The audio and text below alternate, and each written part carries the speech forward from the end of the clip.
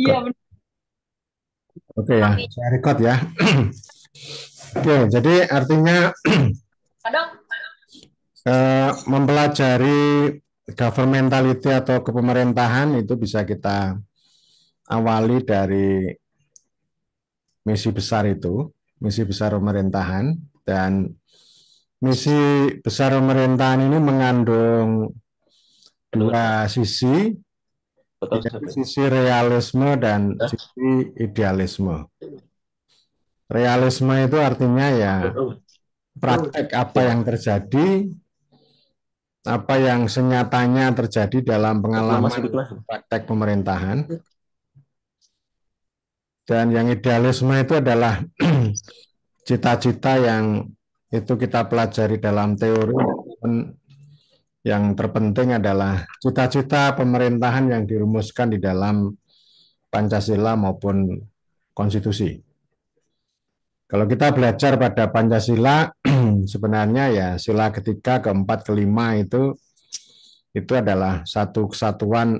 Ya semuanya sila kelima, lima sila, tetapi maksud saya yang lebih menukik untuk kita mengarah pemerintahan itu pada sila keempat, sila kelima sebagai tujuan, sila tiga, sila dua, dan sila satu itu sebagai landasan.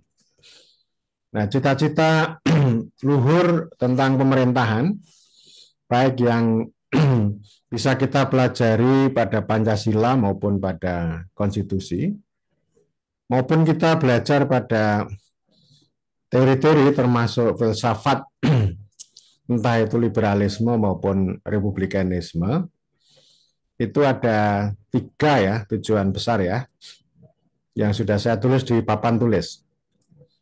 Pertama adalah kedaulatan rakyat, kedua adalah kejayaan negara, yang ketiga adalah kesempurnaan warga negara. Itu tiga poin itu ya. Artinya kita ngomong pemerintahan itu tidak hanya soal rutinitas perkantoran, membuat perencanaan, membuat program, membelanjakan uang, lalu administrasi yang begitu banyak, tapi tidak ada maknanya. Atau sama juga yang dikembangkan oleh perguruan tinggi lain, itu mempelajari pemerintahan itu dalam pengertian manajemen publik. Konsep manajemen publik itu nanti bisa kita bongkar, itu adalah turunan dari neoliberalisme ya. Jadi itu perkembangan lebih lanjut, dan kalau kita bicara tentang manajemen publik, itu ada keterkaitan dengan G4 atau dengan governance. Jadi teman-teman, saya ingin mengatakan bahwa pembicaraan mengenai ini realitas ya, realitas yang terjadi di dalam pengetahuan maupun praktek pemerintahan. Hari-hari ini itu dipenuhi dengan dua kosakata, yaitu manajemen publik dan yang kedua governance. Jadi justru dua poin ini yang menyimpang jauh. Ketika orang bicara governance, ketika orang berbicara tentang manajemen publik, itu justru semakin menjauh dari semangat, dari nilai yang ada di dalam Pancasila maupun konstitusi. Sebenarnya termasuk pembangunan ya. Jadi pembangunan itu sendiri sebenarnya sesuatu yang merusak pemerintahan kita sebenarnya. Tetapi mengapa justru pembangunan sama pemerintahan itu melekat, dan saya menamainya sebagai developmental government. Ya, developmental government ini pemerintahan yang dari pembangunan, oleh pembangunan, dan untuk pembangunan. Jadi ini berbeda dengan demokrasi yang yaitu pemerintahan dari rakyat, oleh rakyat, dan untuk rakyat. Nah, nanti itu akan berkembang ke sana. Di hari-hari yang akan datang nanti kita akan pelajari juga mengenai developmental government, itu termasuk satu penyimpangan yang yang apa istilahnya berbeda jauh dari semangat konstitusi maupun teori pemerintahan dalam arti yang sebenarnya. Tetapi gambarannya begitu, teman-teman, saya memberikan beberapa kata kunci. Paling tidak tadi ada 3 kata kunci, ada pembangunan, ada manajemen publik, dan ada governance. Itu sebagai satu realitas, satu kenyataan yang justru mendistorsi atau merusak cita-cita besar pemerintahan. Memang kalau dalam praktek lebih jauh ya banyak kita temui. Misalnya saya di mana-mana ketemu dengan para camat. Camat ini mengatakan pemerintah kecamatan. Itu di mana-mana. Waktu mengantar KKN para mahasiswa, begitu diterima oleh kantor kecamatan, maka camat atau sekcam atau siapapun pasti akan mengatakan pemerintah kecamatan. Wah, itu kan udah keliru besar. Udah keliru sangat besar. Tidak ada teori, tidak ada undang-undang yang mengatakan bahwa kecamatan adalah pemerintah.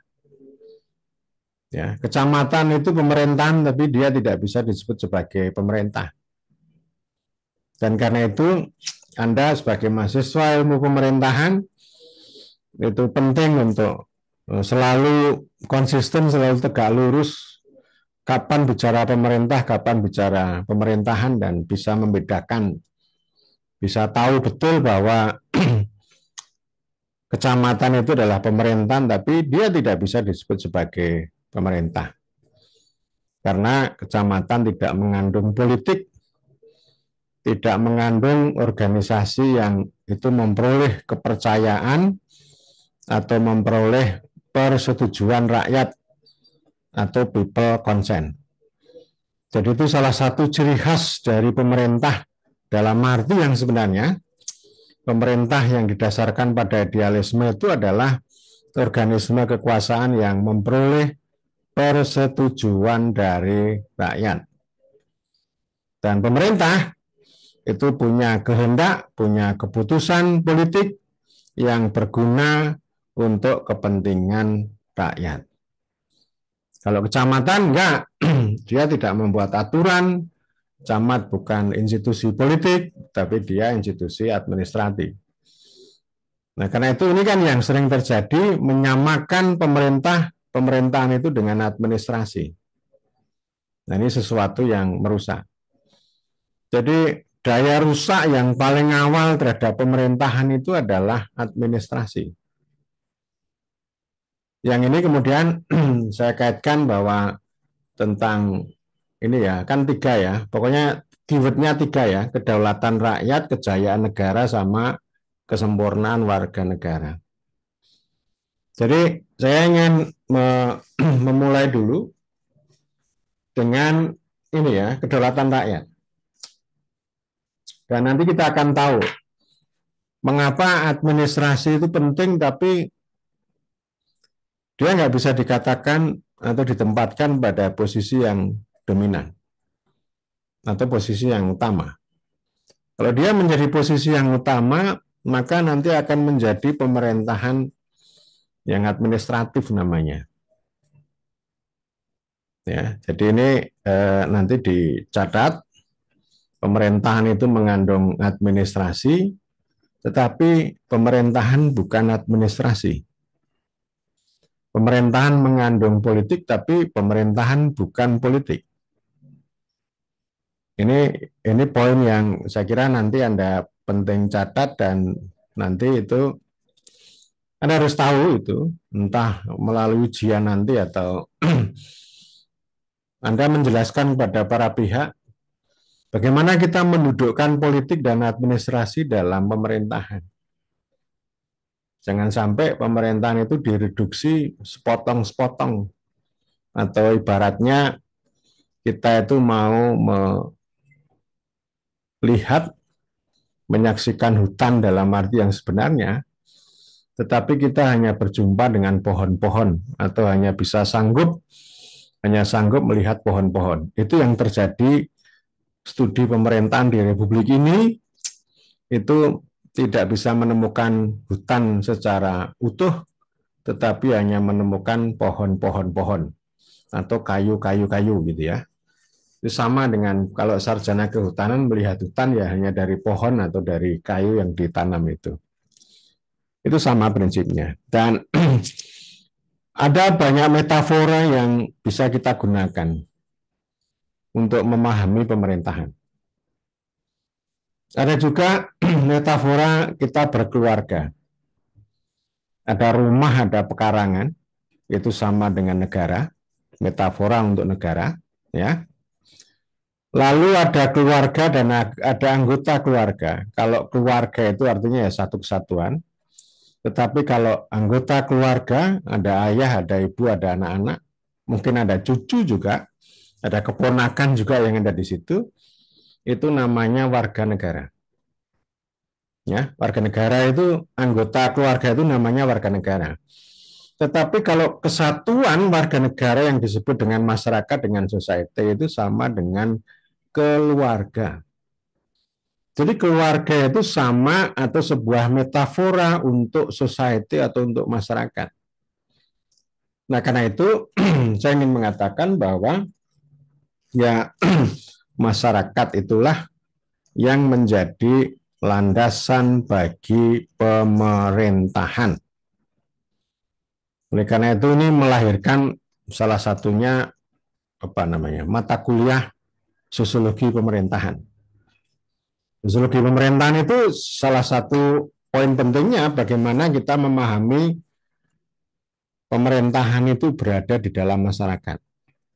Pemerintahan itu adalah ekspresi dari masyarakat atau dalam hal ini keluarga. Jadi pemerintah itu milik keluarga itu. Dan kemudian kalau pemerintahan itu sama dengan rumah tangga. Jadi tadi ada berapa poin toh? Satu yaitu rumah, bangunan rumah atau house dalam bentuk ini ya. Dalam bentuk bahasa Inggris. Rumah dan beserta pekarangan itu namanya metafora untuk negara. Kalau anggota keluarga itu sama dengan warga negara. Oke. Nah, kalau keluarga itu sama dengan society, sama dengan masyarakat. Kalau pemerintahan secara keseluruhan itu disebut sebagai rumah tangga. Jadi rumah tangga ini sama dengan pemerintahan yang itu mengatur, mengurus baik itu keluarga, anggota keluarga, rumah, pekarangan, dan sebagainya. Termasuk misalnya bagaimana sebuah rumah tangga itu memperoleh nafkah, memperoleh rezeki. Kemudian bagaimana memanfaatkan rezeki itu untuk dibagi pada anggota keluarga. Itu namanya ini ya. Dan ada banyak filsuf termasuk Giorgio Agamben ya. Dia mengatakan bahwa mempelajari pemerintahan itu bisa dimulai dari ini ya. Dari konsep oikonomia. Dan maksudnya di mana ya? Saya tulis di sini coba.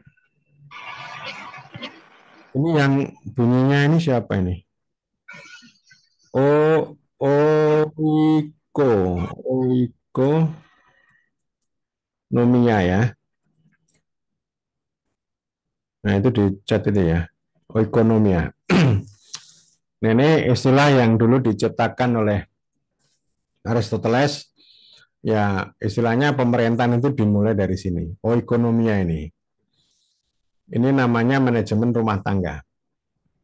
Dan oleh karena itu, kalau kita mengikuti pengalaman yang sudah-sudah, otonomi daerah, otonomi desa itu kan ada istilah ini ya, mengatur, mengurus rumah tangga sendiri. Ya, itu sama. Jadi itu konsepsi pemerintahan itu di situ, rumah tangga. Jadi punya rumah tangga ya, atau lebih ini lagi ada juga istilah yang susah diterjemahkan dalam bahasa Indonesia, namanya ini ya, saya tulis di sini ya, powerhouse. powerhouse, ya. Ini ya dilihat ya, powerhouse. Jadi artinya rumah tangga itu punya sebuah ini ya, kesatuan kekuasaan yang kemudian disebut sebagai otonomi. Jadi rumah tangga itu sama dengan otonomi atau yang kemudian diterjemahkan sebagai self government. Ya, itu ya, dilihat di catnya ya. Self government. Self government itu artinya dia punya pemerintahan sendiri, punya rumah tangga sendiri, dan punya kepala rumah tangga sendiri. Artinya punya pemerintahan sendiri dan punya pemerintah sendiri. Sendiri itu artinya ya dipilih sendiri oleh anggota keluarga itu, bukan ditunjuk oleh pihak lain yang lebih tinggi. Nah, itu namanya prinsip kedaulatan rakyat itu ada di situ. Jadi rakyat ini intinya ya sama dengan anggota-anggota keluarga tadi. Nah, nanti itu yang akan kita pelajari lagi, itu adalah bagaimana membuat anggota-anggota keluarga itu menjadi warga negara. Karena itu saya tulis di sini ya, tadi pemerintahan yang paling hakiki adalah mengubah rakyat menjadi warga negara. Atau istilahnya ini ya, transforming from people to citizen. Oke, jadi itu nanti di apa namanya pas saya bahas lebih lanjut ini kata-kata kuncinya itu penting dulu ditangkap dulu kata kuncinya. Nah, kemudian saya ingin mengatakan begini teman-teman bahwa kemerdekaan 45 itu adalah revolusi. Oke. Itu dapat kita katakan sebagai transformasi pemerintahan. Saya tulis di sini. Jadi ini ada transformasi pemerintahan. Ya, jadi transformasi itu nanti bentuk pertama adalah revolusi, yang kedua adalah reformasi, yang ketiga itu ada namanya evolusi, dan ada juga namanya ini ya, involusi. Nanti sekalian lihat di situ ya, involusi. Nah, oke. Nah, evolusi ya, itu sama dengan modernisasi dan inovasi. Ini dicatat dulu kata-kata kuncinya di ini dulu ya. Nanti akan saya jelaskan lebih lanjut. Anda juga bisa bertanya, jangan ini ya, jangan Anda bisa interupsi. Kalau tidak paham bisa interupsi. Misalnya bertanya soal inovasi nanti juga boleh ya. Nah, nanti berikutnya, bukan sekarang. Jelasan tentang itu. Nah, maksud saya ingin mengatakan bahwa kemerdekaan 45 itu adalah transformasi negara Indonesia yang mengambil bentuk revolusi. Revolusi ya. Jadi revolusi itu ya sebuah gerakan memporak-porandakan melalui apa namanya social movement yang panjang dan kemudian menemukan momentumnya. Dan revolusi itu yang paling penting adalah mengubah struktur sosial dan politik. Melahirkan negara Republik Indonesia itu namanya revolusi. Oke. Jadi itu perbedaannya. Kalau revolusi itu menghasilkan tatanan baru melalui perjuangan yang panjang, dan salah satu tonggak penting di dalam revolusi itu adalah kelahiran Pancasila dan konstitusi. Oke. Pancasila dan konstitusi itu akan mengandung cita-cita pemerintahan.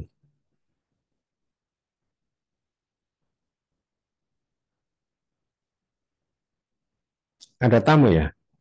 Ada rival Tengko join as a guest. Ada. Ada teman dari luar? Ada nggak? Nggak apa-apa kalau ada dari luar, nggak ada masalah. Itu saya sebut sebagai tonggak ya.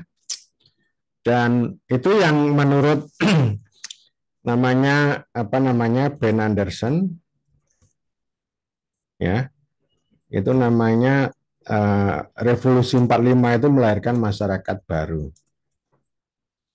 Masyarakat baru ya. Tetapi dia menyampaikan sebuah kritik penting bahwa Indonesia yang dihasilkan oleh revolusi tahun 45 itu mengandung satu realitas kontradiksi. Ini yang nanti ini menjadi hal penting ya. Mengapa sampai hari ini cita-cita luhur kita itu belum kesampaian? Cita-cita luhur ya. Nah, kontradiksinya Ben Anderson bilang new society, old state. Ya, masyarakatnya baru, tetapi negaranya lama. Padahal secara formal ada negara kesatuan Republik Indonesia yang betul-betul baru, punya konstitusi baru.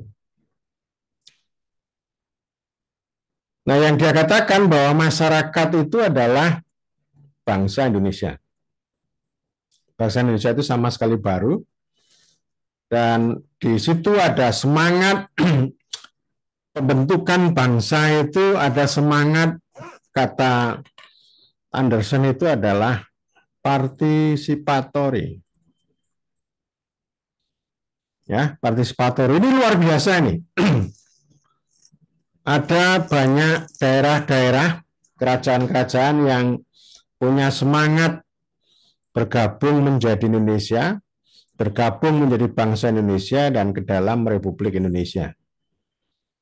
Bahkan misalnya seperti kerajaan di Siak Indrapura di Riau, itu memutus dinasti. Jadi kerajaan Siak Indrapura itu sengaja dihentikan, diputus dinastinya, lalu berserah diri pada bangsa dan Republik Indonesia. Itu buah dari revolusi yang luar biasa. Jadi tatanannya sama sekali berubah. Demikian juga dengan daerah istimewa Yogyakarta juga begitu. Jadi meskipun ada kerajaan, mereka tetap mempertahankan kerajaan, tetapi kerajaan ini bernaung di bawah Republik Indonesia. Ketika Indonesia yang masih bayi ini tidak punya uang, ya, itu antara lain Sultan Jogja pada waktu itu memberikan sejumlah uang pada Soekarno, termasuk dulu Ibu Negara, Ibu Wakil Presiden, ada Bu Fatmawati, ada Bu Rahmiata, bulan September tahun 45 berkunjung ke Jogja, lalu dikirimi uang sama Sultan Hamengkubuwono ke-9. Ya. Jadi kalimatnya nyonya ini ya Ibu Negara, ini digunakan untuk jalan-jalan untuk menikmati Jogja ya, katakanlah begitu ya. Jadi yang disampaikan oleh Anderson, masyarakatnya baru, cita-citanya baru, semangatnya baru, ada partisipatori, tetapi ini yang jadi masalah, negaranya lama. Kok bisa negaranya lama? Ini karena NKRI baru loh ini. Kalau kita pelajari di dalam spirit pembentukan Indonesia, yang menyatakan kemerdekaan adalah rakyat. Yang merdeka adalah bangsanya. Bangsanya merdeka. Yang menyatakan kemerdekaan adalah rakyat. Kami rakyat Indonesia menyatakan kemerdekaan untuk bangsa Indonesia. Jadi bangsanya merdeka Dan setelah bangsa merdeka ini lalu dia membentuk negara. Urutannya begitu ya. Saya tulis di sini. Rakyat menyatakan kemerdekaan,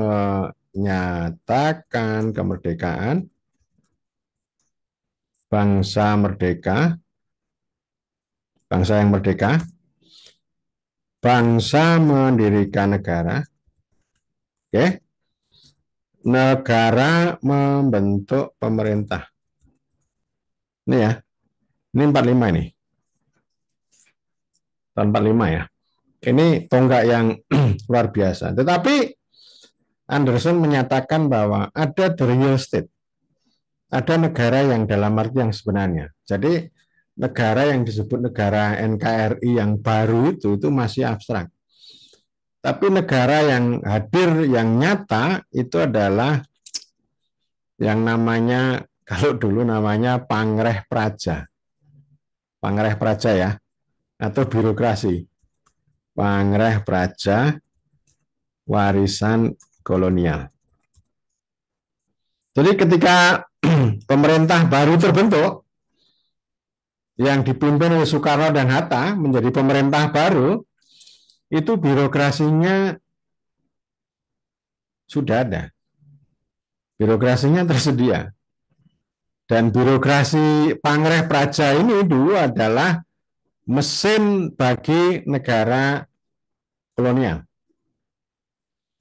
Dan pada waktu itu, begitu merdeka, itu ada orang-orang baru yang dulu ikut berperang, ikut berjuang, lalu pengen duduk di dalam pemerintahan.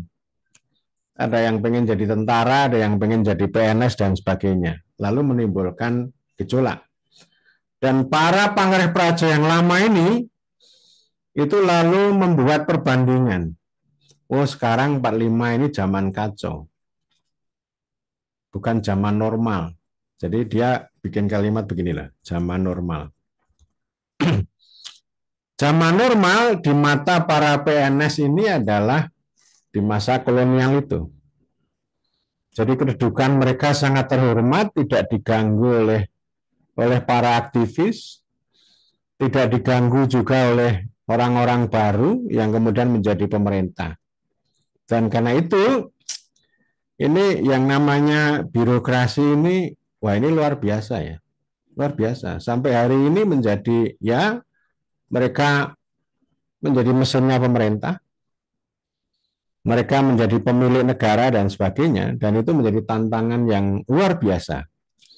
Kalau kita mau membuat kedaulatan rakyat, membuat kejayaan negara, dan membuat kesempurnaan warga negara, maka tantangan yang paling utama terletak pada Pangreh Praja itu, atau pada birokrasi. Jadi ketika Ben Anderson mengatakan, oh ini negara lama itu artinya ya Pangreh Praja yang masih duduk sebagai birokrasi yang menjalankan roda pemerintahan sehari-hari. Dan ini terus-menerus yang dia katakan bahwa ya inilah bahwa negara Indonesia itu adalah warisan dari kolonial. Yang ini bahasanya bisa macam-macam, berbagai macam label, termasuk namanya ini ya, Beamtenstaat. Ya, ini sama dengan negara pegawai. Nah, ini disampaikan oleh Hari J. Benda. Beamtenstaat ya, Beamten. Ini namanya Beamten itu pegawai, Beamtenstaat ya. Nah, ini pada masa kolonial itu sudah terbentuk Beamtenstaat. Jadi negara pegawai itu ya negara ini miliknya pegawai. Negara ini dikuasai oleh para pegawai dan orang lain di luar pegawai itu dianggap sebagai orang lain. Jadi kalau orang-orang yang bekerja di swasta itu artinya itu orang lain. Termasuk petani, nelayan dan sebagainya itu tidak didudukkan sebagai pekerja untuk negara, melainkan ya mereka itu sebagai orang lain yang kemudian memperoleh bantuan. Jadi nanti yang memperoleh gaji dari negara itu hanya pegawai. Yang memperoleh pensiun, tunjangan pensiun hanya pegawai. Petani enggak. Petani itu orang lain. Paling banter nanti akan dapat bantuan dari negara. Dan para pegawai itu nanti tugasnya adalah menyalurkan bantuan itu. Ini saya kira kontradiksi yang penting. Kalau kita belajar pada negara-negara dalam arti yang sebenarnya siapapun, entah itu wartawan atau petani atau tukang tambal ban dan sebagainya, itu mereka bekerja untuk negara. Mereka bekerja untuk negara. Dan ada penghasilan yang diperoleh secara langsung dari jasa yang mereka lakukan, atau kerja yang mereka lakukan, misalnya petani ya, mereka bercocok tanam, mereka memperoleh penghasilan dari petani itu, dan kemudian mereka akan memperoleh ini ya kalau kita ngomong negara dalam arti yang sebenarnya, namanya Universal Basic Income, ya. Jadi sama ini Universal Basic Income. Ini istilahnya ya diberikan pada orang semua, setiap orang yang bekerja untuk negara. Jadi misalnya setiap orang yang sudah punya KTP itu memperoleh ya kekuatan negara berapa, misalnya 300.000 atau 500.000 atau berapa, itu otomatis ada transfer rekening, masuk rekening itu dari negara. Nah, itu semuanya diformalkan, petani diformalkan. Oh, Anda bertani nanti umur 60 tahun Anda pensiun. Diteruskan oleh anak-anak Anda. Gitu ya. Nah, lalu setelah pensiun itu akan memperoleh tunjangan pensiun dari negara. Misalnya di sebuah negara di Eropa itu, misalnya orang pernah kerja sebagai wartawan koran swasta, setelah pensiun pada umur 60 tahun, dia memperoleh penghasilan dari negara atau gaji dari negara sebesar 500 euro per bulan. Itu contohnya itu ya. Nah, itu negara dalam arti yang sebenarnya itu begitu. Nah, ini lawan dari negara pegawai. Negara pegawai itu ya negara yang dimiliki, dikuasai oleh pegawai, lalu para pihak yang lain itu di luar negara dianggap sebagai pihak lain. Nah, itu namanya negara lama. Salah satu fitur negara lama adalah Beamtenstaat. Sampai sekarang masih terjadi. Warisan itu masih terjadi.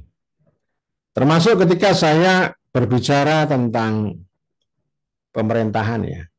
Ilmu pemerintahan kita ini adalah ilmu warisan dari kolonial yang disebut dengan ini ya.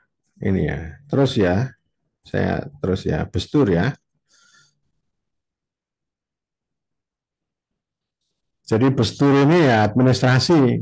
Ini Bestur sebagai praktek dan sebagai teori. Sorry, teori. Jadi artinya pemerintahan itu dulu kan prakteknya namanya Bestur. Bestur itu salah satu fitur di dalam negara pegawai. Ya, pokoknya Bestur itu pemerintahan itu sibuk dengan administrasi, sangat sibuk dengan kegiatan administrasi, dan itu terpisah dari kenyataan dan dinamika sosial politik di dalam masyarakat. Karena itu pemerintahan Bestur ini tadi, atau disebut sebagai pemerintahan administratif atau negara pegawai, itu adalah pemerintahan negara yang anti sosial dan anti politik. Ya, jadi ini ya, bentar, saya tulis di sini. Pemerintahan administratif yang tadi, yang Bestur tadi, dalam negara pegawai bersifat antisosial dan anti politik, ya, eh, terpisah dari masyarakat, gitu ya. Ini ditulis saja, atau dalam bahasa yang lain ini namanya pemerintahan di atas masyarakat, ya, pemerintahan di atas masyarakat. Jadi bukan pemerintahan dalam masyarakat. Kalau desa itu pemerintahan bersama masyarakat, ya. Jadi ada tiga, ya. Ada pemerintahan bersama masyarakat, pemerintahan di atas masyarakat, dan pemerintahan bersama, mohon maaf, pemerintahan dalam masyarakat. Itulah mengapa pentingnya pelajaran tentang ini, ya, politik pemerintahan dan ini, ya, sosiologi pemerintahan. Nah, dalam pelajaran pemerintahan, praktek dan pelajaran pemerintahan ala administratif, ala bestur, ya, ala bestur, itu jauh dari cita-cita rakyat itu.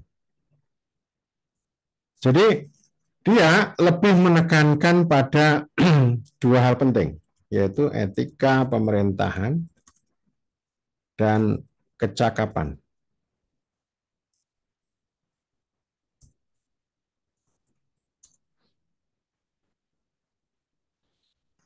Jika kalian di dalam kuliah ini kan ada mata kuliah etika pemerintahan, toh?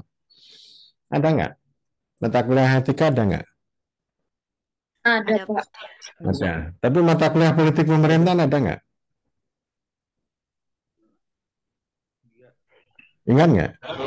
Baru teori kayak politik mentahnya gitu lah. Baru teori mentahnya gitu, Pak. Ada. Politik mentah. Ya, Ada tapi politik belum pemerintahan. digabung sama pemerintah. Oh, digabung. Ya nggak apa-apa. Dipisah. Yang penting gitu, ya. Jadi kalian nggak boleh terjebak pada ini, ya. Inilah. Nanti ditangkap ini, ya. Etika pemerintahan dan kecakapan administratif. Jadi etika itu termasuk misalnya kalau di dalam pemerintahan tertib barisan, loyal, terus apa namanya ini, ya, protokoler. Nah, ini protokoler ini. Anda kan bisa saksikan kalau orang-orang yang di dekat bupati, wali kota itu kan kelihatan sibuk banget ngurus protokoler. Ya, protokoler, ya. Saya tulis, ya, di sini, ya, protokoler. Memang protokoler itu ada di mana-mana. Protokoler adalah bentuk negaranisasi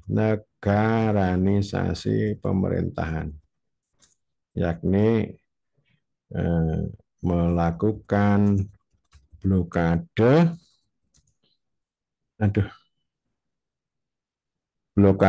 ini kok begini, ya, blokade hubungan antara pemerintah dengan rakyat. Itu protokoler, ya. Ya, jadi kan ada orang yang lihai protokoler. Wah, ini saya punya teman itu. Dia bilang begini, sekarang ini banyak pemimpin negara termasuk Presiden Joko Widodo itu tidak taat sama undang-undang protokoler. Itu padahal penting, ya. Lalu saya katakan yang namanya protokoler yang Anda yakini itu namanya bentuk negaranisasi pemerintahan yang melakukan blokade hubungan antara pemerintah dengan rakyat. Jadi sengaja menjauhkan. Dan ini itu termasuk warisan dari kolonial. Jadi saya kira nanti Anda bisa menangkap fitur-fitur warisan dari pemerintahan kolonial itu apa saja dari cerita ini tadi, ya. Ada beberapa toh.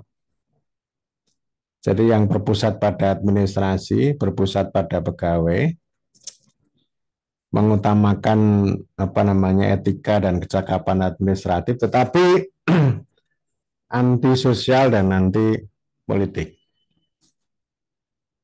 Begitu ya. Politik itu apa? Politik itu ya aspirasi rakyat. Nah, oleh karena itu ketika saya mengatakan bahwa tujuan pertama pemerintahan adalah memuliakan kedaulatan rakyat, maka ini politik harus menjadi perhatian utama. Jadi politik itu sama dengan rakyat.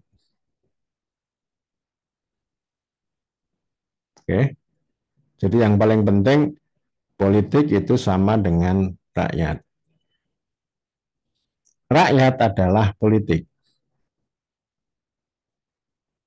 Paham nggak ini kalimat ini? Paham nggak? Bimo? Politik adalah rakyat, rakyat adalah politik. Paham nggak kalimat ini? Belum, Pak. Hah? Belum, Pak. Belum. Belum. Florida? Belum, Pak. Aurin? Belum juga, Pak. Diva? Diva? Belum, Pak. Oh, belum. Ada yang paham membantu? Rakyat adalah politik dan politik adalah rakyat.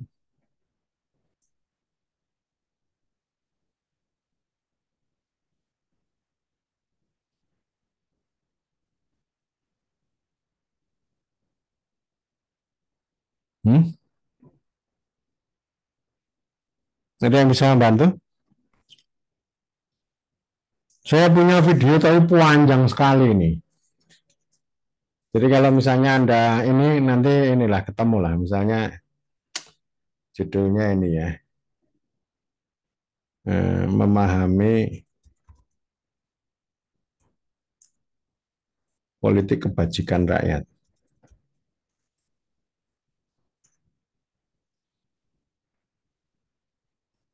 Judulnya ini, kalau nggak salah ya, saya sudah agak lupa. Ya, jadi di sini itu saya bahas secara panjang lebar apa yang disebut dengan politik, dan ini kan ada konsep namanya rakyat, merakyat, dan kerakyatan. Oke? Jadi rakyat itu menunjuk pada subjek, merakyat itu pada sifat, dan merakyat itu sama dengan moral ya. Merakyat itu sama dengan moral. Itu ya. Nah, kalau kerakyatan itu sama dengan nilai. Meskipun yang namanya merakyat atau kerakyatan itu belum tentu rakyat dalam arti yang sebenarnya. Jadi rakyat ini nanti silakan dibuka ya kalau pas longgar, punya paket mungkin bisa di kampus itu memahami politik kebajikan rakyat. Ini ada yang melihat pakai laptop nggak sekarang? Hah? Halo? Pakai HP, Pak. HP ya? Nggak ada yang pakai laptop? Enggak ada, Pak. Nggak ada, Pak. Pakai HP semua. Pakai HP semua? Oh, ini kere ya? Kere tahu nggak? Miskin ya, nggak punya laptop ya? Masa satu pun nggak ada yang pakai laptop? Coba. Ada, Pak. Siapa? Hermina? Siapa yang pakai laptop? Halo? Marlis Pak, Marlis Pak. Waduh, Pak.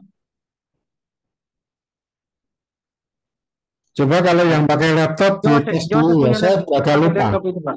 Eh? Rizal Tengko. Hmm? Nanti ini panjang lagi nih kalau saya ngomong soal rakyat ini.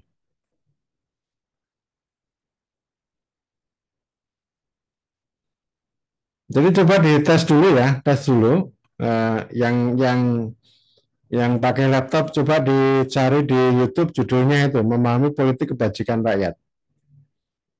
Ya, ya. Salah satu ya. Setelah itu tunjukkan.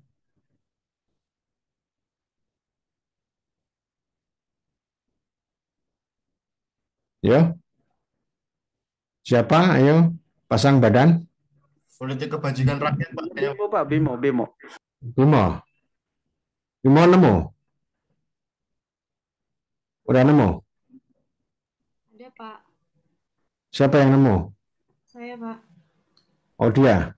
Iya, judulnya Politik Kebajikan Rakyat, Pak. Oh, di channelnya apa? Channelnya Pak Sutoro Eko. Masa sih? Channelnya apa?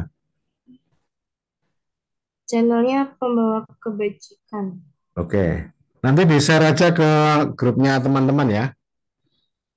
Ya, Pak. Di-share itu. Nanti kalau pas ini ya, dilihat. Soalnya panjang banget itu. Jadi saya kembali ke Dewa Rakyat itu nomor 1. Dan rakyat itu memuncul di dalam Pancasila ada 2 kali ya. Kerakyatan nomor sila keempat dan keadilan sosial bagi seluruh rakyat. 2 kali. Di dalam Undang-Undang Dasar 45 itu disebut konsep rakyat ini 100 kali. 100 kali ya. Jadi itu betapa pentingnya konsep rakyat itu. Dan mengapa dia itu revolusi. Jadi kalau di masa kerajaan apapun mau dimanapun, mau di Sumatera atau di Jawa atau di ujung timur sana, di masa kerajaan, ini saya tulis ya, di sini ya, kerajaan. Itu hanya mengenal hamba. Hamba ya. Tahu toh hamba? Hamba tahu nggak hamba? Hamba saya. Nah, sebenarnya konsep saya ini kan sebenarnya itu. Saya itu istilahnya beda dengan aku. Kalau aku itu kan bahasanya orang Jakarta. Kalau orang Jakarta kan bahasanya Bimo itu loh. Nggak tahu kalau Bimo itu pakai gua atau pakai aku. Pakai gua, Pak, biasanya, Pak. Pakai gua ya. Tapi kan ada juga artis-artis itu kalau yang di TV itu kan aku sekarang ya. Iya, Pak, betul, Pak. Jadi kalau saya itu sebuah, di satu sisi dia sebuah moralitas. Moralitas yang dipakai saya itu artinya ketika seorang diri menyebut saya itu artinya dia sedang apa namanya? Rendah hati. Sedang rendah hati. Tapi ketika ada orang mengatakan itu aku, nah itu sedang meninggikan dirinya. Ya, sedang meninggikan dirinya. Tetapi kalau kita lihat dari sisi value, dari sisi apa namanya nilai, bahwa hamba saya itu sangat rendah. Ya, jadi artinya di dalam kerajaan apapun itu kan milik raja. Ya tanah, ya wilayah, ya termasuk orang per orang yang disebut hamba itu semuanya adalah milik raja. Jadi memang ada pertukaran ya, ada pertukaran misalnya ya raja zaman dulu itu juga membangun sarana irigasi dan yang paling penting itu menjaga keamanan keselamatan meskipun tidak maksimal ya. Nah lalu kalau hamba itu punya kewajiban pada raja. Yang pertama adalah upeti. Upeti itu kalau ini ya habis panen itu ya pajak, lalu persembahan kerja.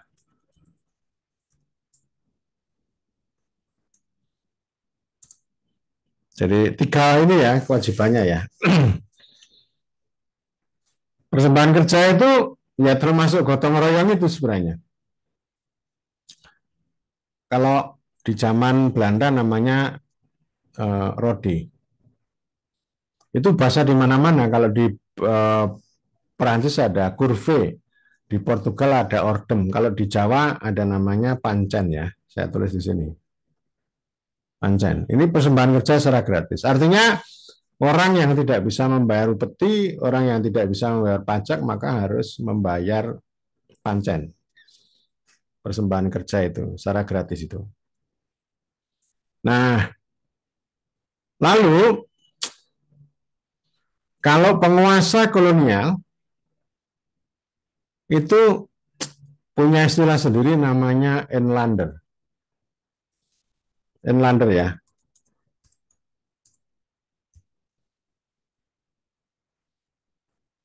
Nah ini inlander itu penduduk pribumi namanya. Jadi artinya kalau raja itu menyebut orang itu sebagai apa namanya hamba, kalau negara kolonial menyebut orang itu sebagai penduduk. Ya. Nah ini dua subjek ini masalah ini. Dua subjek ini jadi masalah. Dan rakyat itu adalah di dalam video itu saya bahas itu serapan dari bahasa Arab yang dibawa oleh para saudagar, para orang-orang yang membawa Islam ke Nusantara dari bahasa Ro'iyah, gitu ya. Dan kemudian diambil oleh para aktivis menjadi rakyat. Nah, di zaman kolonial itu maka para aktivis ini melakukan perlawanan, melakukan gerakan ini lalu mulai memunculkan kata rakyat. Jadi rakyat ini itu adalah kemuliaan yang menaikkan kelas dari hamba dan penduduk. Maknanya di situ ya. Sehingga mengapa rakyat itu menjadi penting. Itu dasarnya dari sana. Dan ketika orang berbicara tentang rakyat itu kan lebih heroik, lebih ideologis dibanding kalau orang berbicara tentang masyarakat. Kan banyak orang yang menghindari istilah masyarakat. Mohon maaf, menghindari istilah rakyat. Lebih suka menggunakan istilah masyarakat. Tetapi Indonesia itu masih sangat jarang orang berbicara warga negara. Kalau berbicara warga negara itu hanya bersifat formal dan status formal, tapi bukan warga negara dalam arti yang sebenarnya.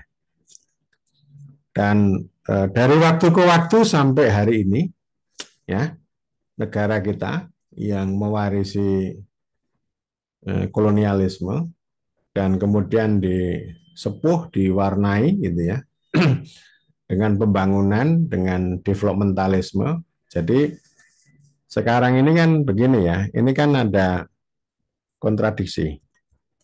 Revolusi mendirikan negara Indonesia. Oke. Revolusi mendirikan negara Indonesia, kolonialisme, mewarisi negara Indonesia. Oke. Kemudian developmentalisme dan neoliberalisme itu membentuk negara dari waktu ke waktu. Ini di note ya, dicatat ya. Jadi dengan kata lain developmentalisme itu pembangunan yang sering diomongkan itu ya. Kalau misalnya Anda belajar tentang perencanaan pembangunan, berarti Anda sedang belajar tentang developmentalisme ini. Jadi artinya negara kita ini diwarisi dari kolonialisme, didirikan oleh revolusi, oleh patriotisme, tapi setelah berjalan dia itu dibentuk ulang, disepuh oleh developmentalisme dan neoliberalisme. Ya. Sehingga cita-cita paling tinggi pembentukan negara itu apa toh? Ya tadi 3 tadi. Memanusiakan manusia. Apa? cita-cita terbentuknya negara ini kan, kalau kita lihat dari historisnya, ya tentu bagaimana membebaskan masyarakat ini dari belenggu penjajah. Dan output dari situ ya bagaimana harus mensejahterakan masyarakat sehingga rakyat kecil di seluruh masyarakat Indonesia, seluruh Indonesia ini bisa mendapatkan kesejahteraan dan kemakmuran yang sejahtera untuk seluruh Pak. Hmm. Kamu tadi, Jos, kamu tadi datangnya terlambat. Tidak Pak, saya datangnya dengar juga Pak. Yang Bapak apa? tadi tidak game. Yang apa tadi? 3 poin awal. 3 poin awal itu kan 3 sisi pemerintahan tuh negara yang idealis, formalis, dan realistis, Pak. Bukan itu. Ada 3 kata kunci misi besar pemerintahan.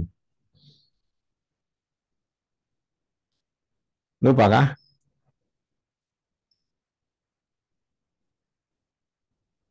Ya diingat ya, Rivaldi Febrian. 3 kata kunci yang saya sampaikan di awal. Rivaldi. Ya Pak, Hmm. yang satu dalam kedaulatan, kedua kejayaan rakyat, yang ketiga belum Pak, Masa ketinggalan kejayaan rakyat sih? kejayaan rakyat, Nggak ada kejayaan rakyat. Kejayaan negara. negara, Hmm? Lupa. Yang ketiga lupa. kejayaan negara, Satu apa? kedaulatan Kedaulatan siapa? rakyat, Kedaulatan rakyat. Kedua. kejayaan negara, Terus ketiga. belum nulis Pak, tadi ketinggalan. Oh, ketinggalan. Tadius. Yang ketiga apa? Saya tadi ketinggalan Pak, masuknya Pak. Pak Fajar. Kesempurnaan warga negara Pak, Ini siapa ini yang bicara? Rivaldi Pak, Rivaldi. kesempurnaan negara, Kesempurnaan warga negara. Oke ya, 3 itu dicatat ya. Itu ada uraian yang bisa panjang lebar itu. Itu kalau 3 kata kunci itu dibuat menjadi satu buku udah tebal banget itu. Termasuk cerita mengapa tuh ada istilah rakyat. Oh, karena dulu ada istilah hamba dan penduduk.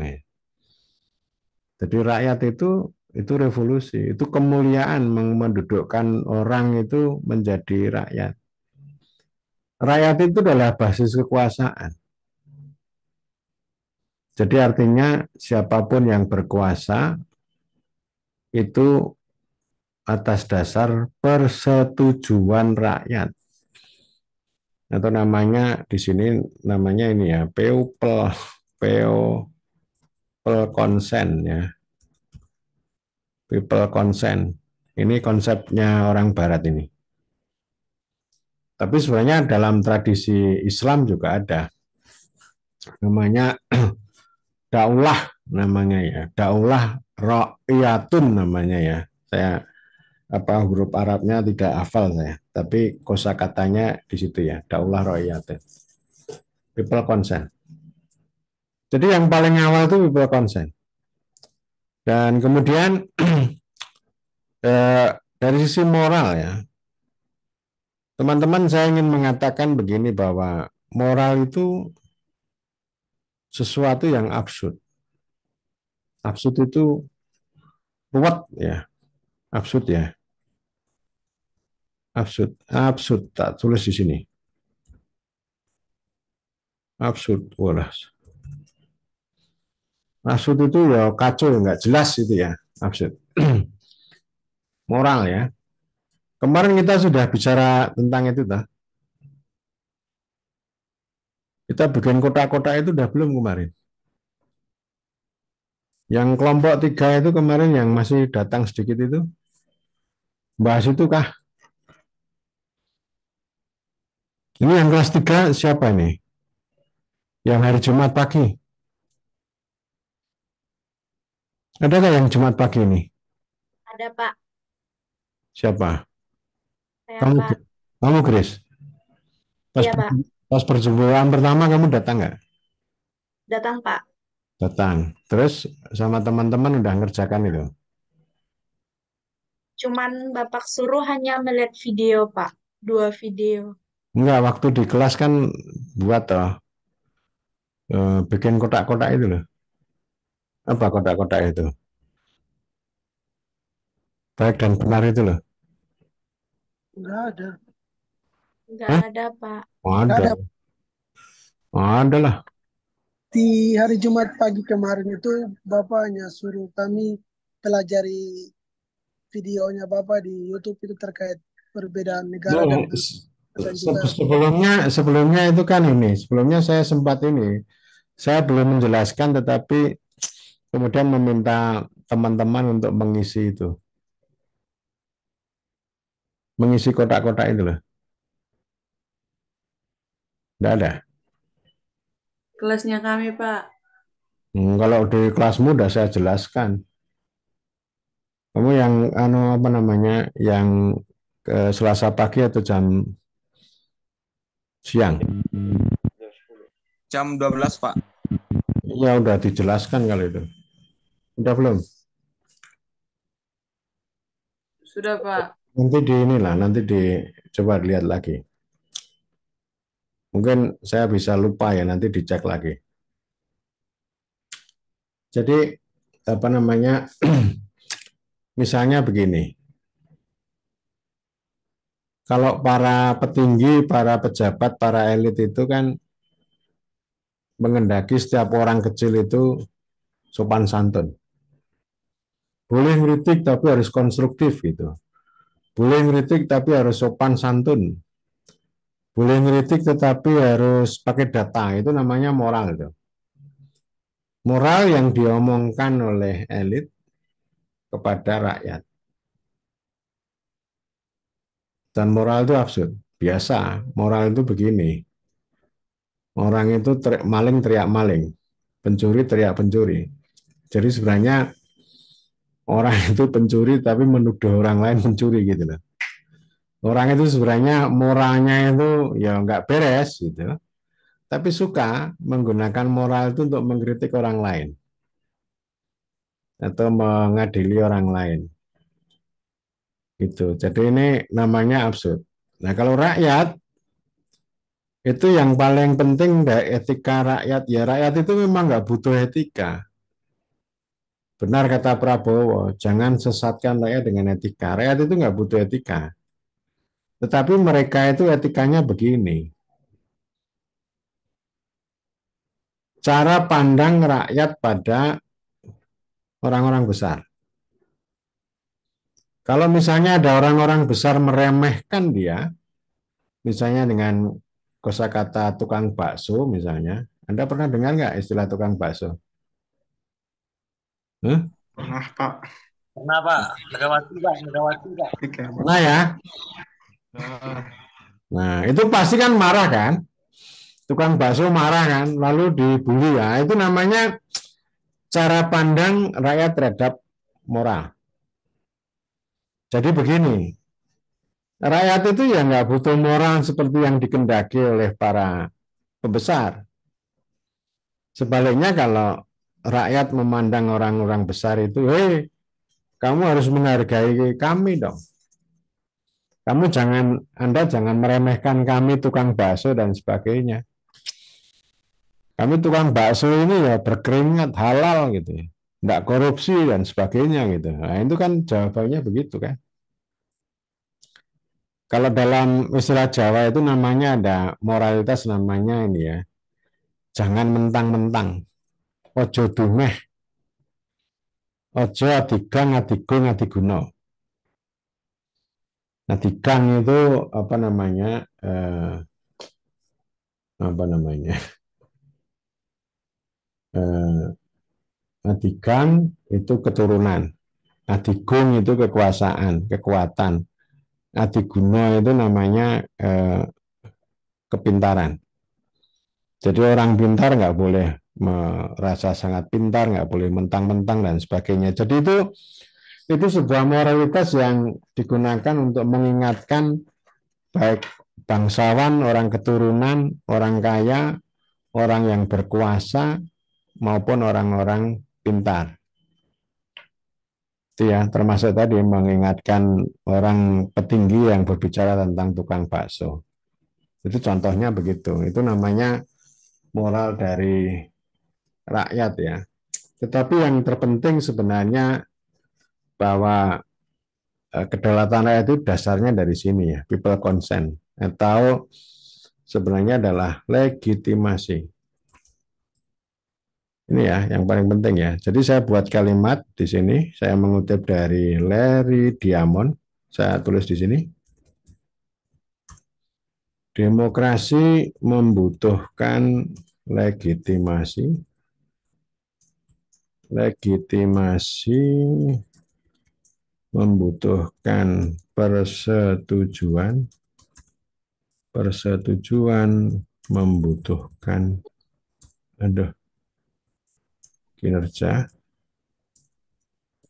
Tetapi kinerja bisa dikorbankan demi legitimasi.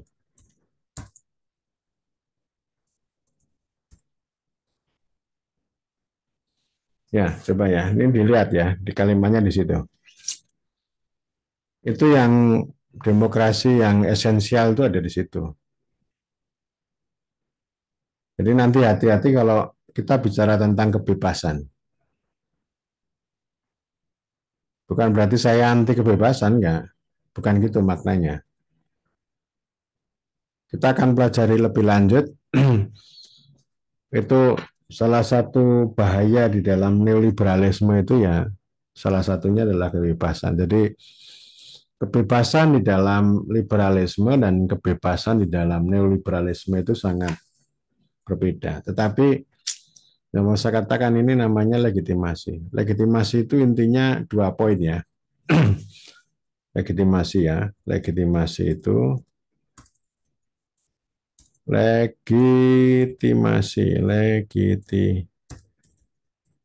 itu adalah persetujuan atau penerimaan orang banyak dan dan hak kewenangan untuk berkuasa. Jadi 2 sisi ya.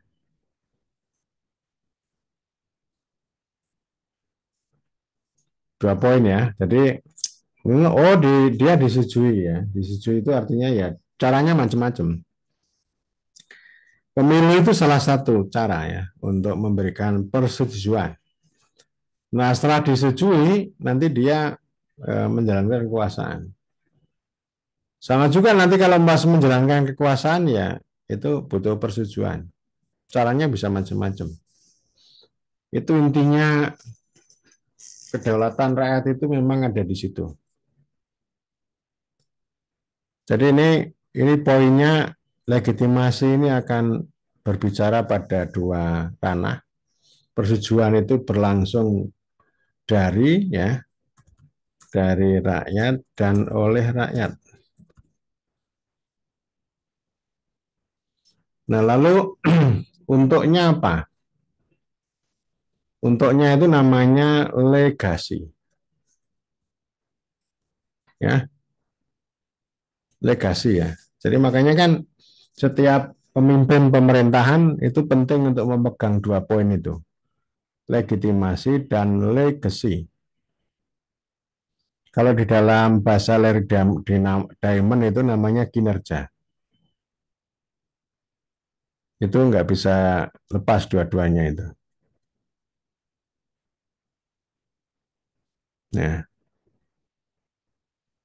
Nah, memang teman-teman yang mau saya katakan ini kedaulatan rakyat ini kan sama dengan demokrasi. Demokrasi itu ya gambarannya ya gampangnya dari rakyat, oleh rakyat, untuk rakyat. Tetapi di sini ada pertanyaan. Bagaimana rakyat memerintah itu? Ini kita compang-camping betul. Di dalam praktek demokrasi ini, orang lebih banyak sibuk itu pada sisi demokrasi dari rakyat. Demokrasi dari rakyat itu ngomong tentang siapa toh Anda? Anda menjadi pejabat itu pakai prosedur nggak? Anda menjadi pejabat itu pakai etika moral nggak? Ketika Anda berkuasa itu, Anda betul-betul disetujui rakyat atau minta bantuan Mahkamah Konstitusi misalnya.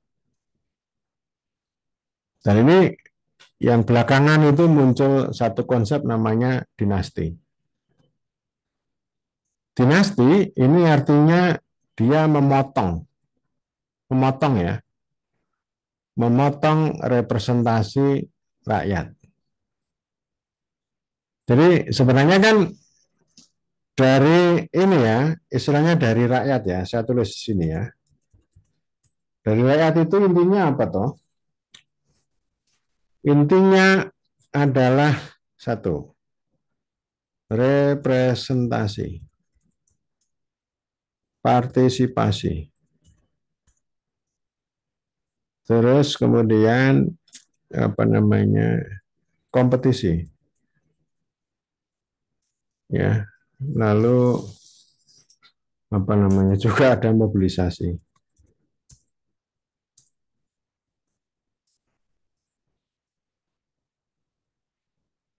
Oke. Jadi yang sering dikatakan bahwa dinasti itu memotong representasi dan menghalangi kompetisi. Itu dinasti ya.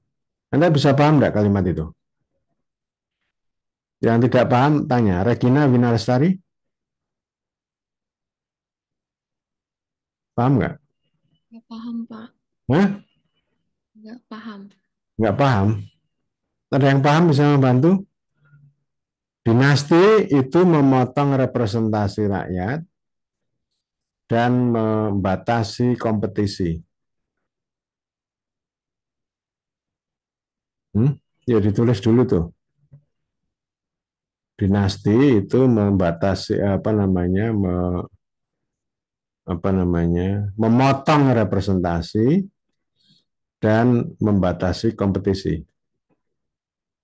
Tulis dulu. Ada yang bisa membantu ya kalimat itu ya, maknanya ya. Izin Pak, Ya. mungkin gini, mungkin maksud dari pemaknaan ini mungkin kita bisa berkaca dari mungkin bagaimana alurnya saat kemarin yang terjadi dalam pemilu. Kita dimulai dari memotong representasi rakyat. Biasanya kalau pemimpin, misalnya katakanlah seorang capres, salah satu indikator mungkin yang paling sering itu adalah bagaimana misalnya elektabilitas. Tetapi elektabilitas itu bisa dikatakan juga representasi karena misalnya gini, berarti elektabilitas itu seringkali melihatkan seberapa banyak orang percaya kepada capres tersebut. Semakin tinggi elektabilitas itu biasanya orang berarti memang ini sudah disetujui. Berarti rakyat menginginkan maju sebagai capres. Kemudian membatasi kompetisi. Membatasi kompetisi dalam arti ini dinasti itu seringkali mudah ditebak. Misalnya katakanlah kemarin, waktu kemarin katakanlah cawapres nomor urut 2 membatasi kompetisi karena sudah dapat ditebak. Dan ternyata, dan ini juga terkait memotong representasi karena seringkali yang dinasti ini karena dia tidak mendapat persetujuan rakyat, seringkali hanya karena keputusan yang karena keluarga misalnya secara akar pohon itu di atasnya. Sehingga itu memotong representasi rakyat karena yang memutuskan misalnya katakanlah capres tersebut maju bukan rakyat, tetapi bisa jadi dinastinya, keluarganya, bahkan secara kasar oligarki backingannya. Dan secara otomatis seringkali di dalam pemilu untuk membatasi kekuasaan seringkali mereka, mohon maaf, jujur, itu ada kecurangan, money politics. Kadang seringkali juga misalnya ada apapun berbagai cara sehingga dalam tanda kutip pemilu belum dimulai itu sudah bisa ditebak siapa pemenangnya. Hal tersebut yang membuat satu sisi itu membatasi Kompetisi. ruang lingkup kompetisi. Karena kompetisinya, mohon maaf, jika berbicara kompetisi dalam tanda kutip bahasa Inggrisnya itu tidak fair. Karena di sana bisa diatur oleh backingan keluarganya ataupun oligark. Ya, para pengusaha-pengusaha, mau tanda kutip dalam bahasa kasar itu cukong-cukong yang membackingi keluarga dinasti tersebut. Mungkin demikian Pak, mohon maaf sebelumnya. Terima kasih. Ya. Ada yang menambahkan lain? Dinasti memotong representasi dan menghambat kompetisi, tapi kan tidak menghambat partisipasi kan, karena orang yang menjadi pemain utama di dalam dinasti kan mengatakan, loh ini yang milih kan rakyat, terserah rakyat toh. Yang milih bukan elit tapi rakyat. Rakyat tetap memilih kok gitu ya. Nah ini artinya tidak membatasi partisipasi, tidak membatasi elektabilitas. Gitu ya. Nah, tetapi begini, yang namanya dinasti itu kan dia istilahnya begini, dinasti itu tidak dari rakyat dalam arti yang sebenarnya. Karena dia ada sisi lemahnya dari sisi representasi dan kompetisi. Tetapi kalau mobilisasi sama partisipasi pasti sangat kuat. Pasti sangat kuat. Jadi dinasti itu bukan dari rakyat, tetapi belum tentu dia bekerja bukan untuk rakyat. Itu ya. Kalimat paham nggak? Jadi saya itu kan mengkritik begini maksud saya. Ya dinasti itu memang harus dikritik, memang. Tetapi ada yang lebih penting lagi dari sekedar prosedur. Ini kan soal prosedur ini. Prosedur dari rakyat itu loh. Representasi dan kompetisi itu kan bagian dari prosedur atau metode demokratis.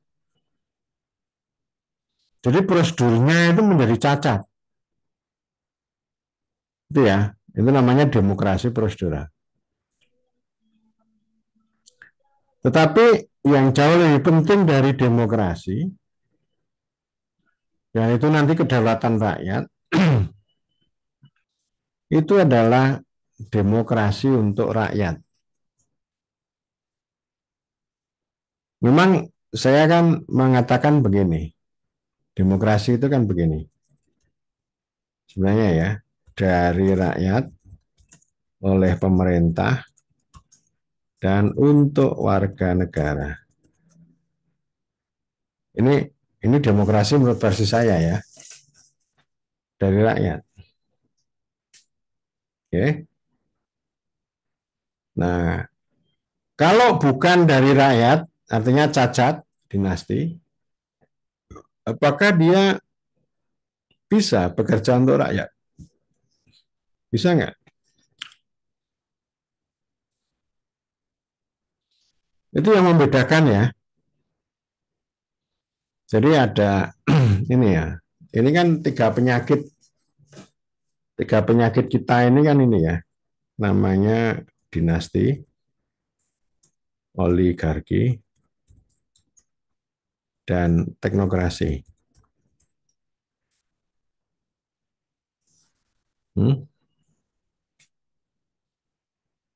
Tiga itu penyakit itu.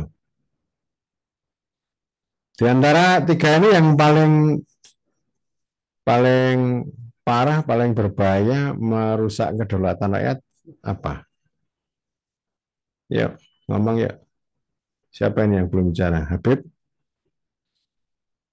Ya Pak, Hmm.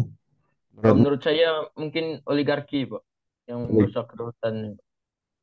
Karena Kenapa? kan hanya dikendalikan hanya beberapa orang saja Pak. Beberapa orang Jadi ya. kalau menurut saya dengan adanya oligarki ini mereka nanti beberapa orang ini semena Pak, semena-wenang dalam eh, melakukan pemerintahan gitu Pak, pada rakyatnya. Itu Anda bisa melihat nggak? Bisa merasakan, bisa melihat nggak bentuk oligarki itu apa? Kalau pemahaman saya oligarki itu Pak tadi ya yang dikendalikan oleh beberapa orang saja Pak, orang-orang tertentu hanya mereka saja yang dalam ruang lingkup itu Pak. Enggak, wujud konkretnya apa misalnya? Eh, Seperti pemerintahan sebenarnya banyak sih Pak. Contoh di daerah saya juga banyak Pak.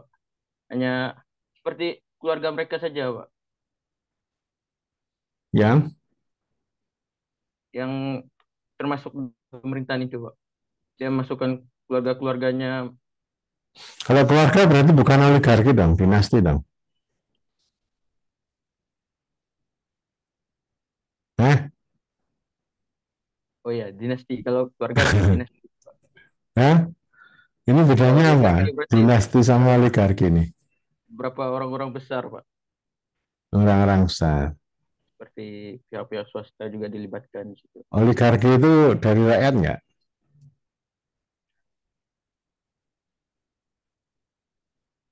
Kurang tahu juga sih Pak. Hah? Belum tahu. Kalau dinasti dari rakyat nggak? Kalau dinasti, iya Pak. Dari rakyat. Hmm? Tapi tadi yang Bapak katakan kalau dinasti itu kan bisa dalam bentuk kekayaan. Berarti kayaknya bukan dari rakyat. Bukan dari rakyat. Tadi kan saya bilang, jadi dari rakyatnya itu cacat karena representasi dan kompetisinya itu kan dipotong kan. Ya. Tapi kalau partisipasi ya mobilisasi lebih pasti lagi gitu. Jadi dia cacat pada sisi representasi dan sisi kompetisi gitu. Sehingga tadi istilahnya apa namanya pras itu hasilnya udah bisa dibaca gitu kan. Artinya kompetisinya kan berarti tidak menarik itu. Nah kalau ini coba yang lain, Yohana Chris.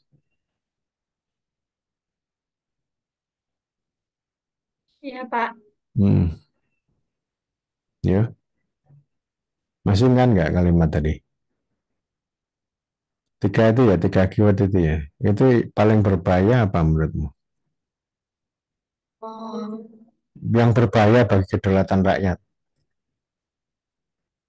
sama Pak. Yang tadi yang dibilang Habib, oligarki. Oligarki. Kok bisa? Sekelompok orang yang tidak nampak, Pak. Oh, tidak nampak. Permainan elit, Pak. Elit. Gitu ya. Terus elit ngapain? Apa yang dilakukan elit? Oh, lebih kayak seperti memegang sesuatu kekuasaan gitu, Pak. Contohnya?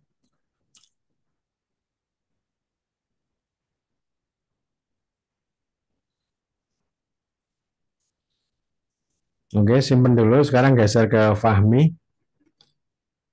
Rais Ridwan. Iya, Pak. Hmm. Kalau kalau saya sih lebih ke ini, Pak. Teknokrasi, Pak. Kenapa? Karena teknokrasi itu adalah sebuah pengetahuan dan keahlian teknis yang mana seringkali di luar proses demokrasi yang dapat mengurangi partisipasi publik dan akuntabilitas. Hmm. Ah, sebentar, kadang juga ini dalam keputusan politik dapat mengurangi partisipasi publik dalam pengambilan keputusan dan mengurangi kedaulatan rakyat. Jadi seperti misalnya pemilu ini kan banyak suara yang diatur karena tidak semua gimana ya bahasanya Pak?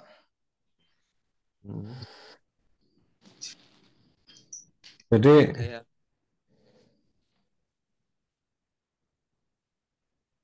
itu menurutmu teknokrasi lebih berbahaya daripada oligarki? sama aja sih Pak, Sama kurang aja. lebih sebenarnya. Nah, gitu ya. Iya. Simpen dulu. Sekarang ke siapa ini yang belum? Siapa? Catherine, Gemini.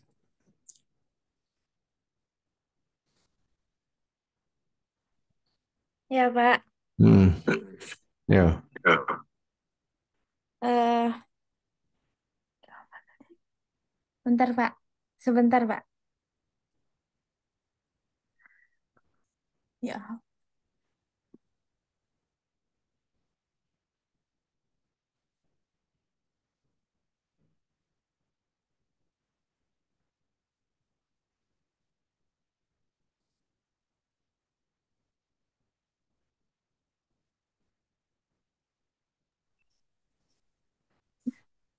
Pak, maaf, Pak. Lupa, Pak.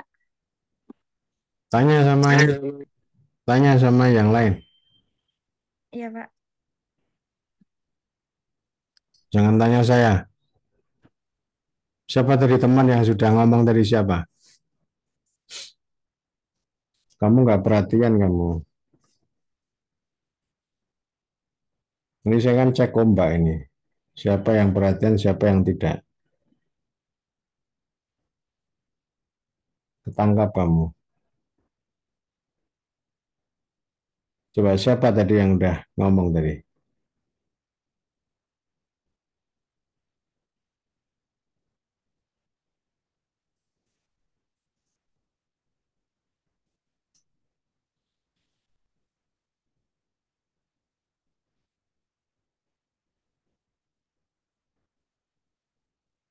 Yo, Catherine. Ayo, tanya dulu sama siapa, ayo. Iya, Pak. Ini lagi nanya, Pak. Tanya di terbuka aja. Kamu mau tanya sama siapa? Sama Habib aja tadi, Pak. Oke, yuk. Ngomong yang seru. Ya, tadi Bapak itu menanyakan lebih bahaya mana antara dinasti, oligarki, dan teknokrasi di dalam pemerintahan. Eh,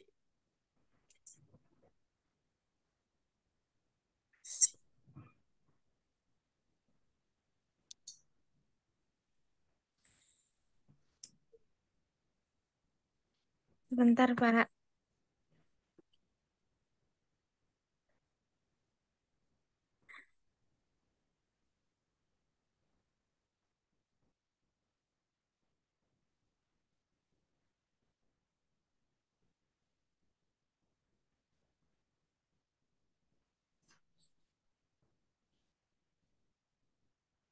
Sekarang geser ke ini dulu.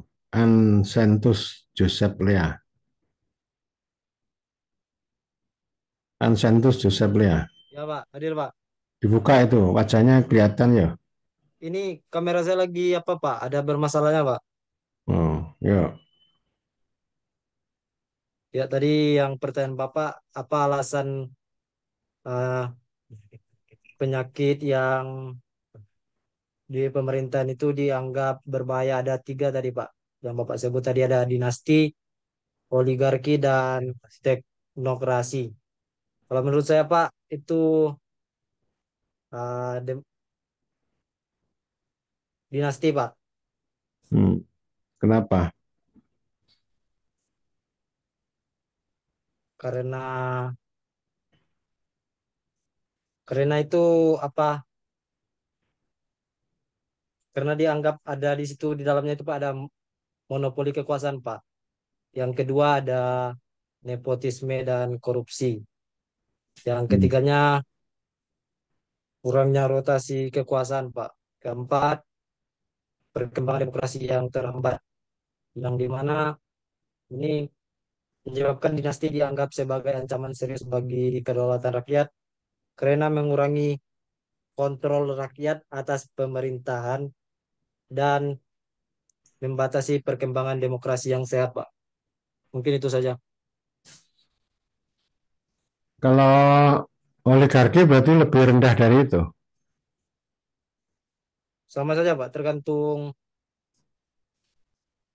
Tergantung di mana penempatannya, Pak.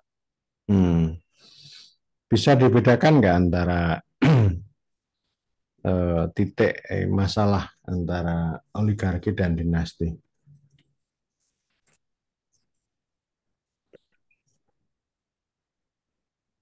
Tiga-tiganya kan monopoli kekuasaan juga kan? Iya, Pak. Tapi kenapa kamu lebih memilih yang paling berbahaya adalah dinasti? Dinasti, Pak. Ya, Pak. Ya, kenapa kok? Berarti kamu kan mengabaikan dua yang lain. Kamu berarti Ya, Pak. mengabaikan dua yang lain dong.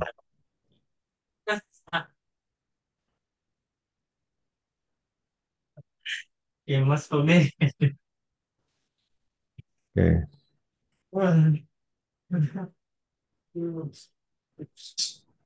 Cái mày để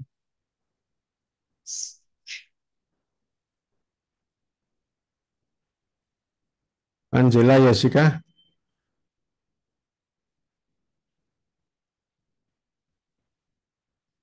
Angela,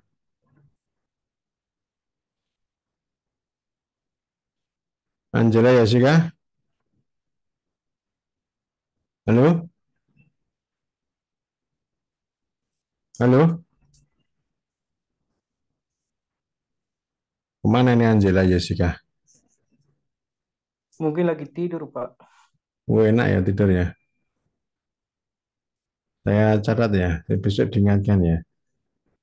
Angela Jessica. Sekarang ke Tristania Arianti.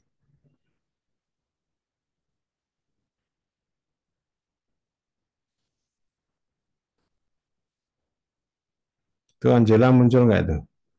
Belum. Terus tadi ada saya cari lagi nih. Tristania mana? Saya, Pak. Oh, iya. Iya.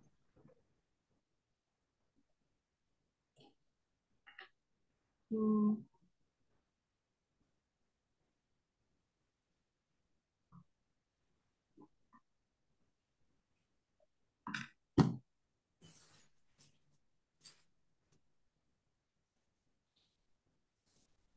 Mungkin ke oligarki, Pak. Kenapa? Karena kekuasaannya di tangan segelintir orang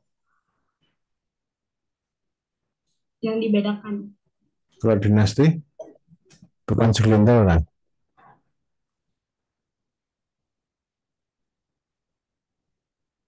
Teknokrasi ya segelintir orang juga kan?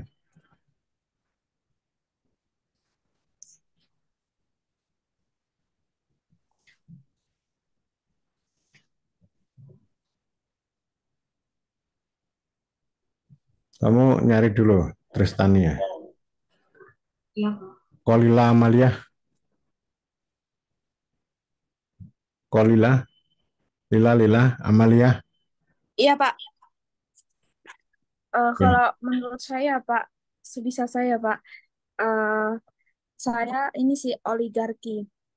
Kalau apabila masuk ke dalam proses politik akan menghilangkan hak partisipasi warga. Selanjutnya, masuknya oligarki dalam hasil proses politik sangat berpengaruh terhadap tingkat kesejahteraan masyarakat di masa mendatang, yang artinya akan berdampak bagi pemenuhan hak asasi manusia.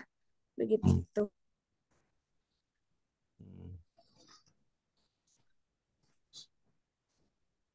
Ada yang lain? Izin, Pak. Yo, Mohon maaf sebelumnya saya off kamera soalnya di sini jaringan kurang, Pak. kurang apa? Jadi kalau menurut saya, Pak, kalau misalnya Bapak memberikan pilihan untuk mana yang lebih berbahaya, apakah teknokrasi atau oligarki sama dinasti, sebetulnya tiganya itu semua berbahaya, Pak. Ya kan? Seperti yang terjadi sekarang di mana dinasti juga itu merupakan satu serangkaian penguasa dari salah satu keluarga. Mungkin kita semua mengerti yang terjadi di eh, pemilihan 2024 ini. Lalu, kalau oligarki itu juga sebuah bentuk kekuasaan, ya, yang dimana pada saat itu mereka dianggap baik, tapi itu setelah mereka melihat dan menyalahgunakan jadinya, Pak. Jadi kalau misalnya teknokrasi tadi itu sebelum mereka melakukan sebuah tindakan itu mereka udah semua mengantisipasi semua hal apa yang mereka lakukan. Jadi mereka udah semua itu buruk di menurut saya, Pak. Jadi mungkin itu kira-kira dari saya, Pak, tambahan sedikit. Semuanya ya nanti kalau kalian berlatih, kalau memberi jawaban atau berargumen itu menggunakan kata-kata kunci, ya. Baik, Pak, siap, Pak. Siap. Nanti semuanya ya, misalnya kayak tadi saya mengatakan contoh ya, dinasti itu memotong representasi dan menghambat kompetisi. Jadi keywordnya apa?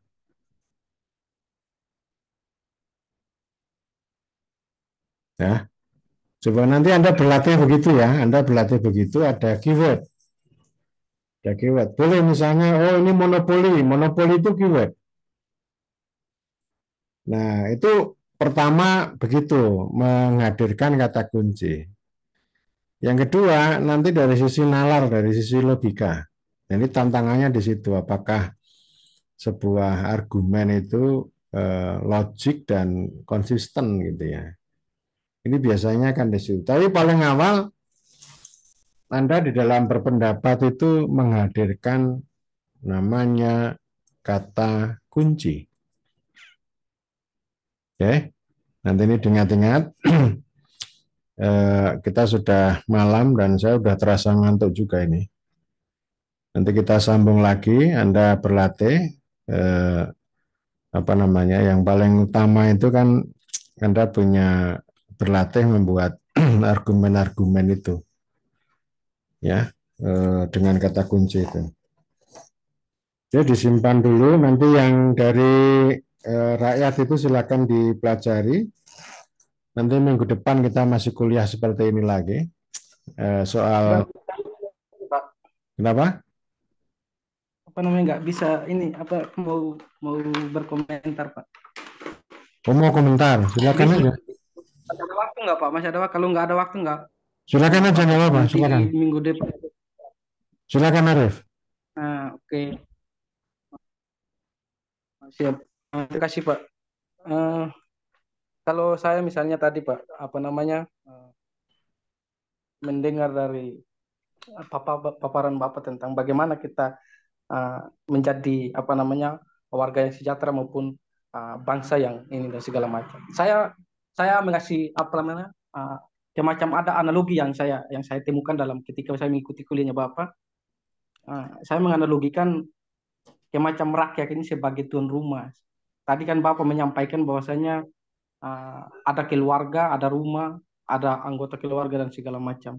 Sehingga saya ada imajinasi saya yang mau saya sampaikan bahwasanya saya berpandangan bahwasanya apa namanya ada salah satu misalnya saya sebagai masyarakat sebagai tuan rumah saya mempercayakan seorang mandor untuk mencarikan seorang tukang untuk membuat saya punya rumah. Artinya rumah itu tukang ini mungkin ada 3 orang atau 4 orang tapi mereka berbeda-beda pakaian tapi satu tujuan mereka ini membuat rumah untuk bagaimana rumah ini bisa kokoh, bisa sejahtera, bisa ditempati oleh apa namanya, oleh tadi ini oleh saya sebagai masyarakat atau sebagai tuan rumah dan segala macam. Ya. Sehingga yang saya percayakan tadi sebagai mandor untuk mencarikan saya sebagai mencarikan tukang-tukang tadi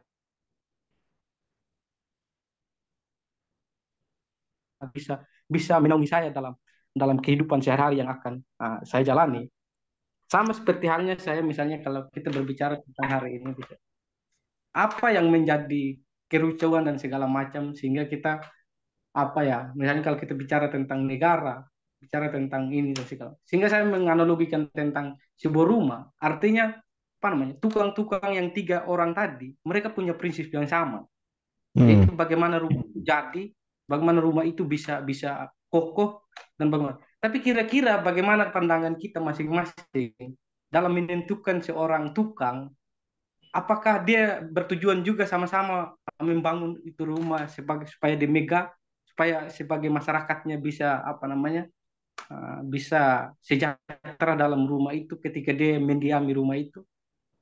Begitu. Sehingga ketika saya menganalogikan hari ini, saya selalu makanya tadi muncul kata-kata dinasti, apa namanya, oligarki sama teknokrat dan segala macam.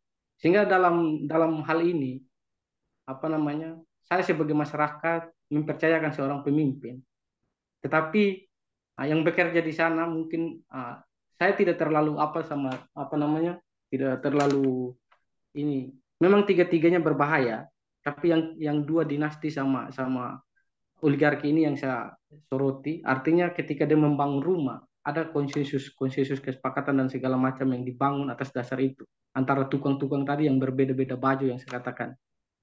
Sehingga tidak lagi bagaimana menyediakan fasilitas rumahnya saya sehingga dia bisa sejahtera kan. Sehingga hari ini itu yang saya lihat, dan mungkin hari ini kita mungkin saksikan sama-sama dan segala macam. Itu pandangan saya Pak mengenai tadi apa namanya komentar saya. Terima kasih Pak. Oke, Arif. Itu keyword tadi ya, tuan rumah. Tuan rumah itu artinya daulat ya. Keywordnya daulat. Tadi seperti nanti kaitannya sama rumah tangga. Tadi di atas kan saya bilang ada self government ya, di atas ini ya. Mana tadi? Ya nanti tuan rumah itu nanti implikasinya pada self government itu. Salah satunya ya. Mana ini? Nah, di yang paling atas ya. Nah, ini self government itu sama dengan demokrasi, sama dengan otonomi, sama dengan daulat rakyat. Terima kasih Arif, ini nanti di apa namanya, ini soal pilihan perspektif. Yang penting nanti setiap argumen itu bisa diuji logiknya, nalarnya sama apa namanya, konsistensi. Saya ini kan sedang menulis buku, belum selesai. Judulnya tentang kuasa teknokrasi itu, karena jarang sekali orang yang nulis teknokrasi.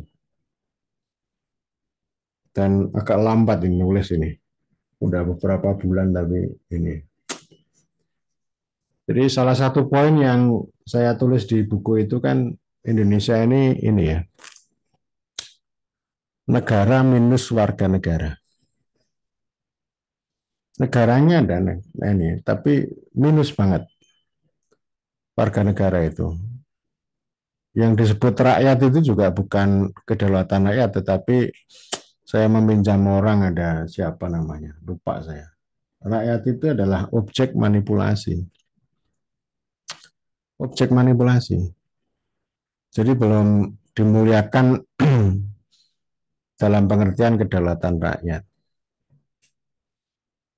Dan karena rakyat belum mulia, maka cita-cita untuk becoming atau menjadi warga negara yang sempurna itu masih sangat jauh. Jadi artinya negara ini terus-menerus ada, semakin berkembang gitu, tapi tetap minus warga negara. Nah, pertanyaannya sekarang mengapa terjadi negara minus warga negara. Nah, ini pertanyaannya. Jawabannya bisa macam-macam. Kalau mengikuti ada karya-karya sebelumnya ya Indonesia belum selesai karena dari dulu sampai sekarang itu ada politik informal dengan cara informal itu klientelisme itu lah. Klientelisme itu hubungan-hubungan dekat antara rakyat sama pemimpin gitu ya. Atau hubungan-hubungan yang sifatnya patrimonial. Tetapi saya untuk mencoba mencari jawaban dari pertanyaan mengapa negara itu minus warga negara. Nah, di buku itu saya menghadirkan kuasa teknokrasi. Teknokrasi ini saya gunakan untuk menjawab pertanyaan mengapa negara minus warga negara. Dengan kata lain, transformasi dari rakyat menuju warga negara itu justru dihambat oleh teknokrasi. Bukan berarti saya kemudian anti pendapat yang soal dinasti dan oligarki, tapi yang mau saya katakan bahwa yang namanya dinasti oligarki itu alamiah di mana-mana.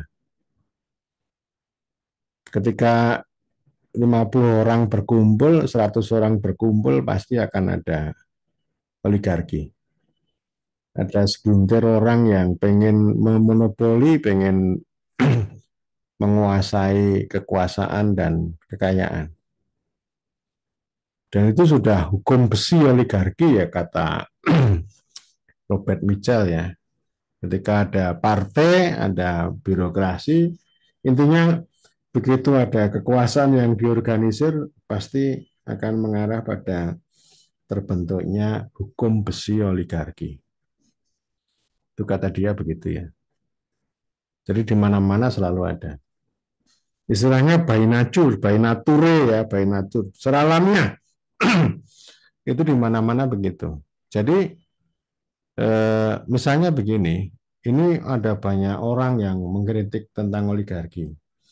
Tapi ketika orang-orang yang mengkritik oligarki itu dia masuk dalam organisasi, dia membentuk organisasi atau menjabat dalam organisasi, dia pasti akan menjadi oligarki juga. Itu selalu begitu itu naluriah. Nah, sebaliknya kalau teknokrasi itu by design. Memang sengaja dirancang ya. Kalau oligarki itu alamiah, kalau ini dirancang. Bahkan mereka punya satu semangat bahwa teknokrasi ini Suryati Jun keluar. Ya, jadi itu kan teknokrasi itu kan menjanjikan kehidupan lebih baik. Cita-citanya itu kan melakukan modernisasi, perubahan, perbaikan gitu ya. Tapi ternyata enggak, dia tuh ya menjadi kekuasaan baru. Kekuasaan baru. Tapi kerjaannya mengkritik oligarki. Artinya begini, orang-orang yang mengkritik oligarki itu menyukai teknokrasi. Dan teknokrasi ini memang betul-betul disukai nih, tanpa sengaja, tanpa tidak sengaja. Dan itu bahayanya ada di situ ya. Nah, karena itu ini nanti kita pelajari lagi, ini soal pilihan posisi. Malam ini kita akhiri dulu, saya udah ngantuk betul ini. Oke ya, yang nanti teman-teman absen di presensi di ininya grupnya masing-masing ya, nanti kita catat. Iya Pak, siap. Oke, saya kira begitu. Selamat malam, sampai ketemu lagi minggu depan. Oke? Selamat malam. Selamat malam, Pak. Oke. Ya. Terima kasih, Pak. Nah, Terima kasih, Pak. Oke. Selamat malam. ya. Pak.